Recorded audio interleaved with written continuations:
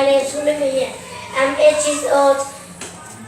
I'm learning in class Discover One Hat in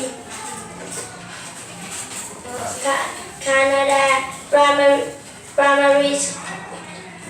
Canada School.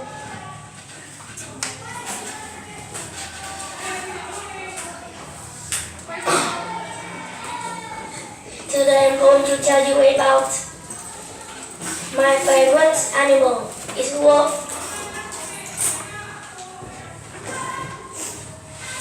They look like dogs, but they are slightly dangerous.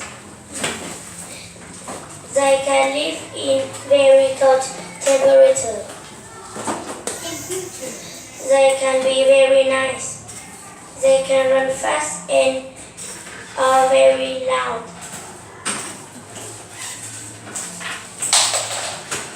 They live in the jungle, forests, islands.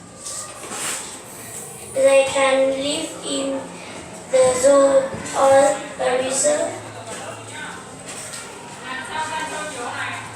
They eat meat and drink water. In the day, they hunt some cows or sheep and they protect the rest. At night, they howl and hunt for some meat. A wolf is gray and black. It's end. Thanks for watching and listening. Goodbye.